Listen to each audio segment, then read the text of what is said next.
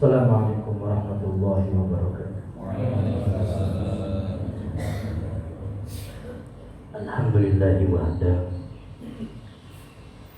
mawsufun bi kulli kamal munazzalun an kulli naqsin wal jamul kamal wa yunaman siwa. Wassalatu wassalamu ala sayyidil kamil fadhil Muhammad bin Abdullah alladhi khusustahu bil azali bi jami sifatil kamaliyah. Asyhadu an la ilaha illallah wahdahu la syarika lah wa asyhadu anna Muhammadan abduhu wa rasuluh. Allahumma shalli wa sallim ala sayyidina Muhammad miftahil babi rahmatillah wa adada ma fi ilmillah. Salatan wa salaman da'imaini bidawmi mulkillah wa ala alihi wa sahbihi wa man tabi'ahum bi ihsanin ila yaumil qiyamah. Amma ba'du, yang sama-sama kita hormati dan Allah muliakan, guru kita bersama Bapak Kiai Haji Saifuddin Mattahan Allah bikulli ayatin wa nafa'ana bi ulubi bidarain. Juga yang sama-sama kita hormati Ketua Pengajian Sufi Kelurahan Karadenan, dan juga para asatidz, para kiai, para jenengan yang mohon maaf tidak bisa kami sebutkan satu persatu, namun insyaallah tidak mengurangi rasa hormat dan ta'zim kami kepada beliau-beliau. Tak lupa yang saya hormati DKM masjid ataupun mushola Kelurahan Karadenan. Tak lupa pula DKM Syed Al-Wudri beserta jajaran Bapak RT, Bapak RW, hadirin jamaah yang dirahmati oleh Allah, yang saya hormati dan Allah muliakan. Puji serta syukur mari kita sama-sama haturkan kehadiran Allah Subhanahu wa taala atas limpahan rahmat, taufik, hidayah serta inayah pada kesempatan pagi menjelang siang kita sama-sama bisa melaksanakan kewajiban kita sebagai kaum muslimin untuk melaksanakan salat subuh berjamaah. Kemudian kita lanjutkan dengan ta'awun kita, mudah-mudahan kesemuanya menjadikan catatan yang ibadah yang diterima di sisi Allah Subhanahu wa taala. Salawat tering salam kita limpahkan di junjungan baginda Nabi besar Muhammad sallallahu alaihi wasallam. Hadirin jamaah rahimakumullah. Alhamdulillah, mohon maaf bagi juga seluruh jamaah. Ya, sebetulnya harusnya bagian ya. Jadi kalau misalkan main dorong-dorong ada yang ngajak ya. Dengan intidal ya, tentunya atas izin beliau, atas juga perintah beliau, takliman memuliakan beliau.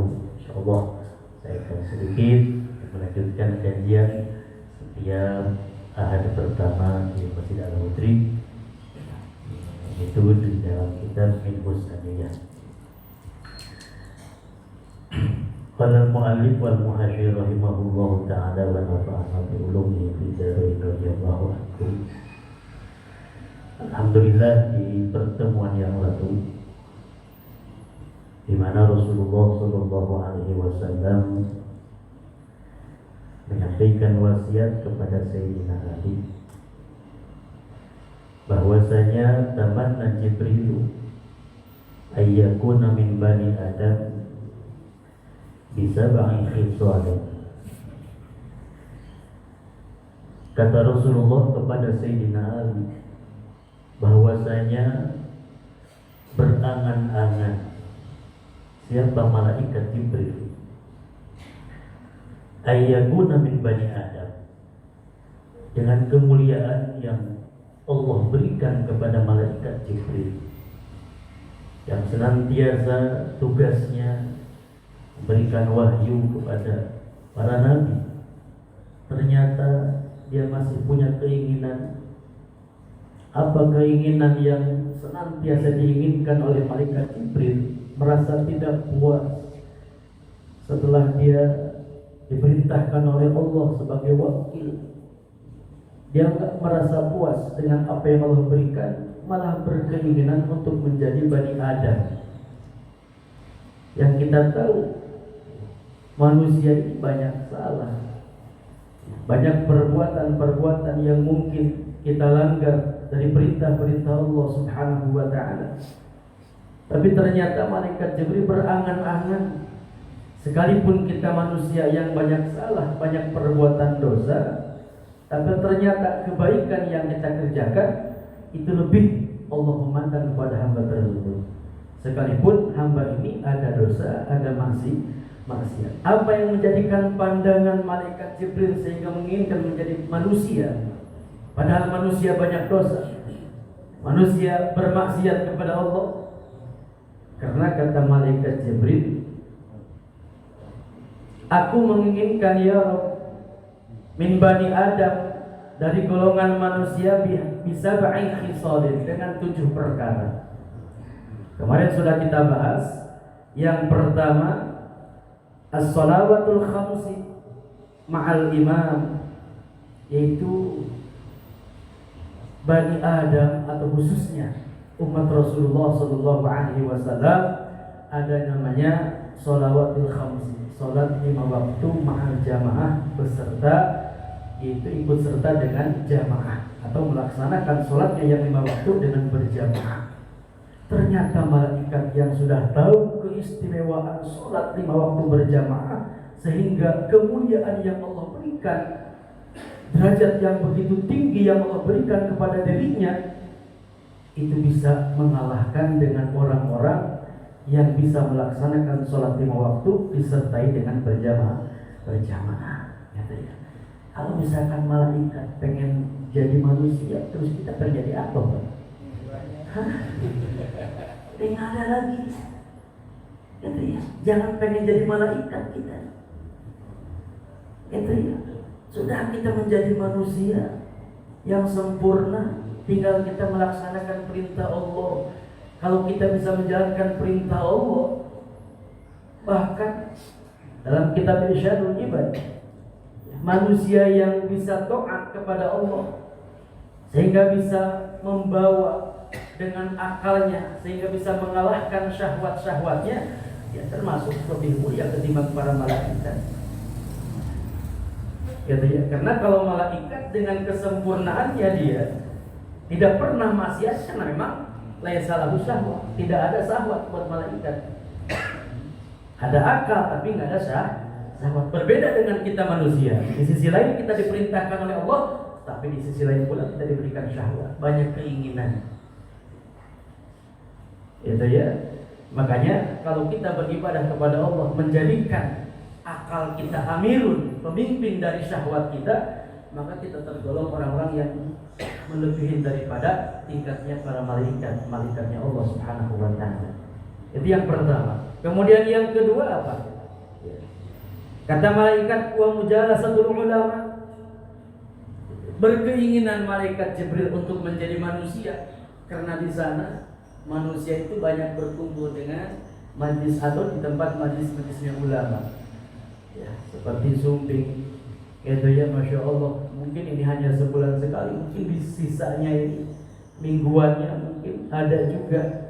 Mereka duduk kemudian dibacakan karya-karya ulama. Itu ada mujalasatul ulama, yang memang akhir-akhir ini sudah banyak yang mungkin jauh dengan kita dekatnya para ulama. Insya Allah, pokoknya kalau masih subuh kita masih banyak berjamaah, insya Allah masih jauh dengan kiamat. Insya Allah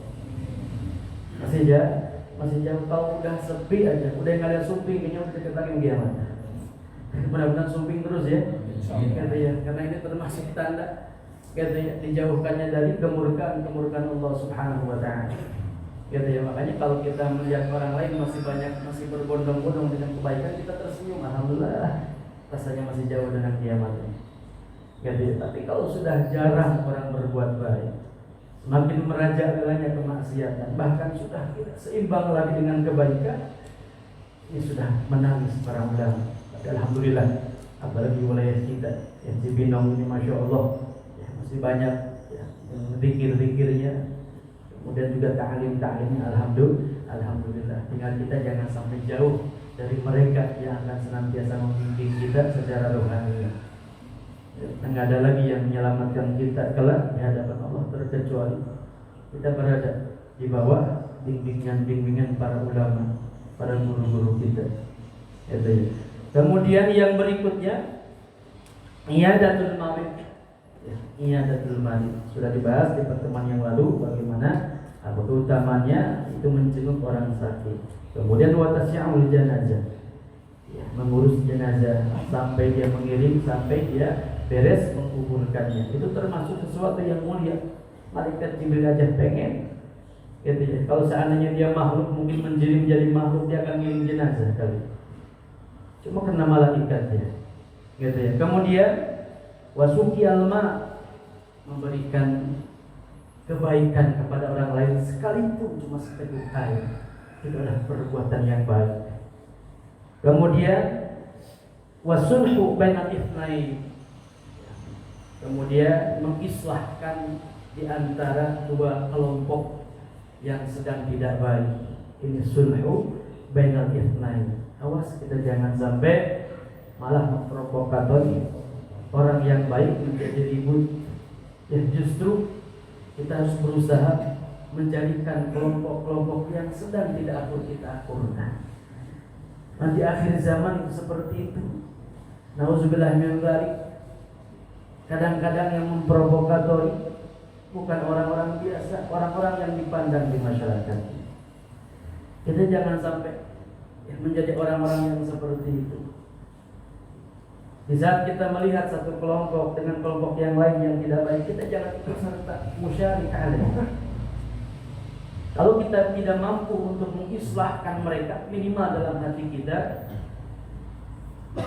mengelus dada kita mengucapkan, ya Allah, perbaikilah dua kelompok ini. Itulah, sekalipun selemah-lemahnya iman kita, yang penting kita jangan sampai ikut.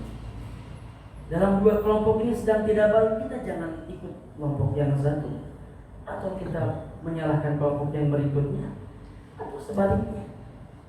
Jadilah kita pengislah dari dua ini.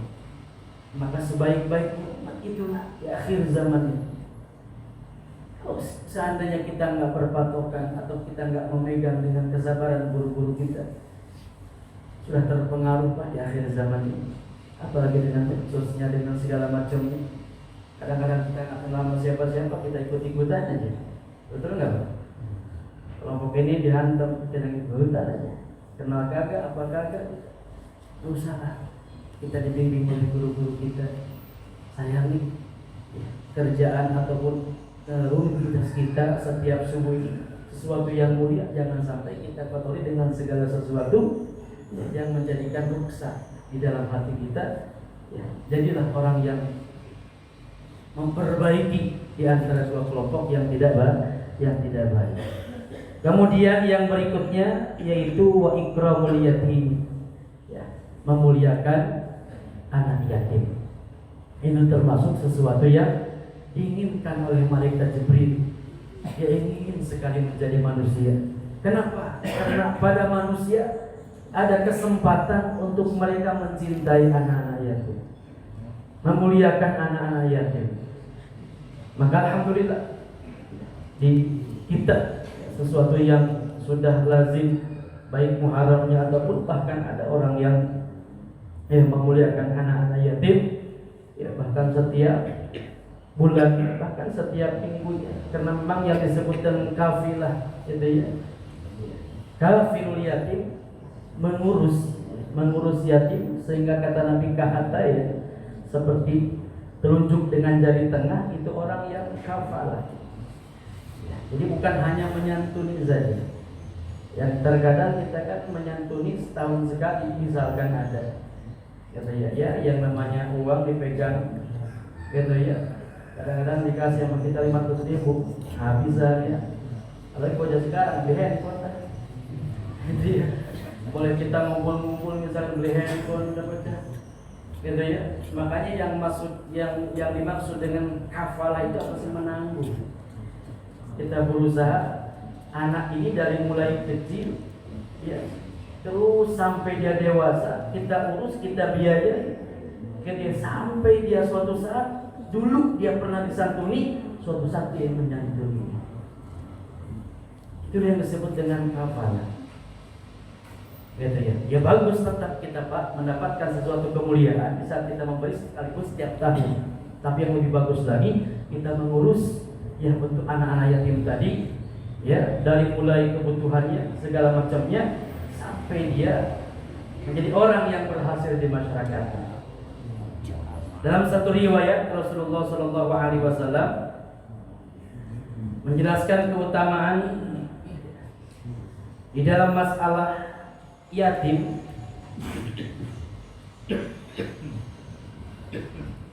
Ini satu hikayah. Qala Aliun ja'a rajulun ila Nabi sallallahu alaihi wasallam. Dalam kitab Al-Sawi. Faqala ya Rasulullah, asaitu fatahhirni. Datang seseorang kepada Rasulullah sallallahu alaihi wasallam. Ini orang tadi berbicara kepada Rasul. Asaitu fatahhirni. Ya Rasulullah, saya datang kepadamu, tapi saya ini orang yang banyak sekali maksiat. Fatahhirni, tolong pintakan kepada Allah agar dosa-dosa saya ini diampuni. Jadi orang ini datang kepada Rasulullah dengan kemaksiatannya, kemudian dia meminta untuk dipintakan ampun kepada Allah Subhanahu wa taala. Kata Rasul, "Waqal wa ma asaituka." Engkau berbicara tentang orang yang banyak maksiat. Kira-kira apa sih maksiat kamu? Qala astahi min an aqula, ya Rasulullah, saya malu. Ini dalam riwayat orang ini maksiatnya udah nggak pantas diceritain. Mungkin bahasa sekarang mungkin nauzubillah dari gitu, ini orang ini yang suka maaf gitu ya, yang mungkin zina gitu ya, sehingga tidak pantas untuk dia bicarakan kepada Rasulullah Sallallahu Alaihi Wasallam. Faqala Rasulullah Sallallahu Alaihi Wasallam, astahi minni an tukhbirani an dhanbika wa lima lam tastahi min Allah Ta'ala wa huwa yara. Kata Rasulullah, kamu bicara malu kepada aku, tapi kamu habarkan kalau kamu orang yang maksiat. Kamu malu kepada aku, tapi kamu tidak malu kepada Allah. Wa huwa yara. Allah yang melihat kamu, Allah yang memandang kamu. Sedangkan aku tidak pernah tahu tentang maksiatmu. Kamu cerita kepada aku, kata Rasulullah, tentang maksiatmu, dan kamu tidak menghabarkan kepada aku. Dan kamu juga tidak malu kepada Allah, padahal Allah melihat perbuatan maksiatmu. Kemudian kata Rasulullah, "Kum fakhruj min 'indi." Kata Rasulullah, keluar dari hadapan saya. Kata Rasulullah sallallahu alaihi wasallam, hatta la tazalun nar 'alaina. Ini saking besarnya maksiat gitu ya, sampai-sampai kata Rasulullah, "Kum, bangun, pergi dari tempat ini, hatta la tazulan nar 'alaina." Jangan sampai kami semua kebawa murkanya Allah Subhanahu wa taala. Begitu kata Rasulullah. Ini apa? Fakharaja rajul. Ini laki-laki tadi, Bapak, keluar dia khaibah, merasa kecewa, wa aisan, kemudian putus asa, wa bahagia, dan dia menangis min indi Rasulullah sallallahu alaihi wasallam, di dekat Rasulullah sallallahu alaihi wasallam. Ya, bagaimana Pak enggak kecewa, bagaimana enggak putus asa? Yang ngomelin dia adalah satu-satunya harapan yang bisa menolong dari maksiat dia. Gitu ya. Ini pelajaran Pak, pelajaran dalam arti, bukan maknanya Rasulullah kan kok sampai seperti ini? Ini tentunya adalah pendidikan kepada kita semua. Akhirnya Faja'a Jibril, langsung seketika di saat melihat ya antara Rasulullah dengan seseorang tadi yang diusir oleh Rasulullah, ya seakan-akan ini ada sesuatu yang mungkin apa yang bahasanya kok kejam sekali kata kita begitu, gitu ya. Padahal ini taklim pengajaran buat kita semuanya. Langsung Allah Subhanahu wa taala mengirim Jibril, malaikat Jibril. Faja'a Jibril wa qala ya Muhammad, lima aista. Wahai Muhammad, kenapa kau bikin putus asa orang tadi? Al-asi, orang yang maksiat. Walahu kifaratun lidzunubi wa in kanat kasiratan. Hai Muhammad, kenapa engkau bikin putus asa laki-laki tadi? Sedangkan dia ada sesuatu yang bisa menghapus dosa dia. Sekalipun dosa yang dia perbuat itu banyak, tapi dia ada satu kebaikan yang bisa menghapuskan dosa itu dia semuanya. Kata siapa? Kata malaikat Jibril. Wa qala Rasulullah sallallahu alaihi wasallam, wa ma kifaratu.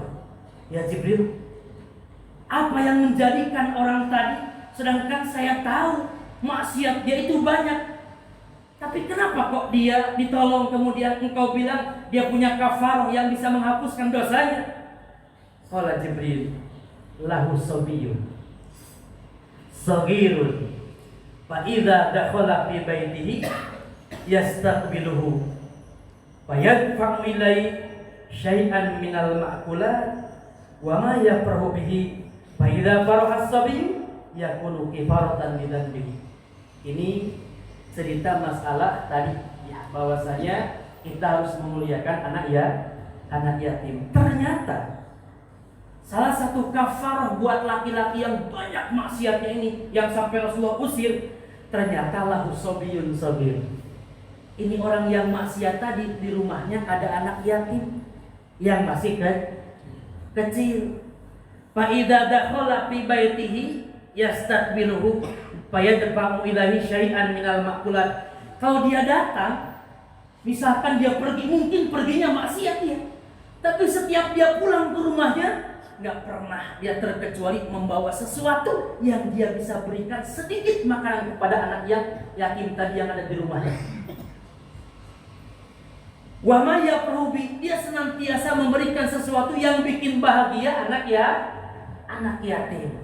Fa idza farahas sabiyyu, di saat anak yatim tadi yang di rumahnya bahagia, yakunu kifaratan lidzanbi, maka itulah menjadi kafarah dari dosanya.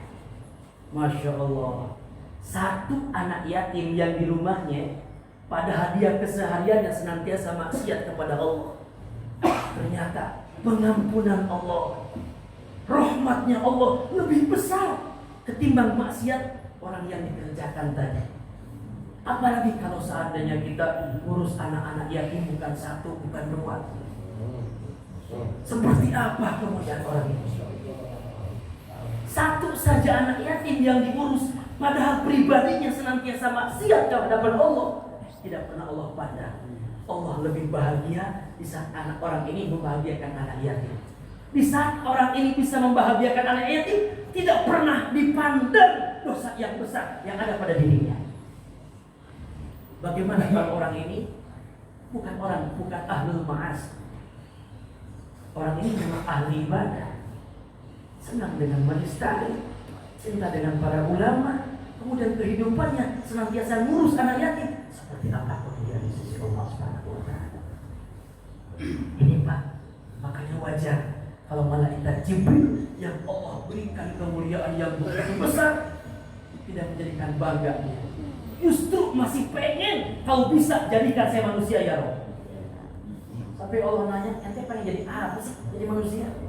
Jadi dikasih tahu rahasianya. Ternyata disinilah ya, manusia punya kesempatan untuk meraih kemuliaan melebihi daripada malaikat Jibril. Apa? Ngurus anak yatim, perhatikan anak yatim, bikin bahagia mereka. Karena itulah Rasulullah SAW seperti itu. Gitu ya. Makanya mudah-mudahan ya khususnya di kelurahan kita Karadenan ini ya dengan adanya perhatian kepada anak-anak yatim menjadikan keberkahan untuk kampung kita semuanya. Ya, tadi contohnya saja orang yang maksiat yang begitu banyak dosa bahkan diusir oleh Rasul, ternyata langsung turun malaikat Jibril untuk membelanya. Karena orang ini di rumahnya ada anak yatim satu orang yang senantiasa dibahagiakan. Nah, mudah-mudahan ya perjuangan ya, yang senantiasa membahagiakan anak-anak yatim senantiasa diberkahkan oleh Allah Subhanahu wa taala, senantiasa diberikan perlindungan oleh Allah Subhanahu wa taala, sehingga kita semuanya ya kampung kita semuanya diberikan keselamatan oleh Allah Subhanahu wa taala. Amin ya rabbal alamin. Jadi saya ulang bahwasanya malaikat berkeinginan sekali untuk menjadi manusia. Itu salah satunya. Ayo kita jaga dengan sholat berjamaah, kemudian juga makmur dan majlis ta'lim, kemudian juga kita sama saling menjenguk, terutama saat ada orang yang sakit. Kemudian juga jangan sampai kita memperpecah atau merungsing dalam kelompok-kelompok yang sedang, usahakan kita mempersatukan mereka yang sedang ribut. Kemudian juga muliakan tetangga, kemudian hormati atau muliakan anak-anak yatim. Itulah ya wasiat Rasulullah kepada Sayyidina Ali, sehingga malaikat menginginkan menjadi manusia. Mudah-mudahan kita yang sudah menjadi manusia kita bisa mengerjakan dari 7 perkara ini, sehingga kita tergolong orang-orang yang dimuliakan oleh Allah Subhanahu wa taala. Insyaallah nanti kita akan bahas di bulan yang akan datang, di kajian semua yang akan datang. Mudah-mudahan panjang umur, satu afiat dari wasiat-wasiat Rasulullah yang lainnya. Mudah-mudahan kita semuanya dari perkumpulan ini yang tidak ada satupun yang bangun dari tempat ini, mudah-mudahan dosa-dosa kita diampuni oleh Allah Subhanahu wa taala, hajat-hajat kita dikabul oleh Allah Subhanahu wa taala. Mudah-mudahan Allah panjangkan umur kita dalam taat kepada Allah, Allah senantiasa berikan kesehatan jasmani rohani kita, dan mudah-mudahan Allah jadikan rumah tangga kita sakinah, mawaddah warahmah, anak-anak kita, keturunan kita yang soleh dan solehah, juga mudah-mudahan wafat kita semua dalam husnul khatimah. Amin amin ya rabbal alamin. Terima kasih. Itu saja yang disampaikan. Assalamualaikum warahmatullahi wabarakatuh.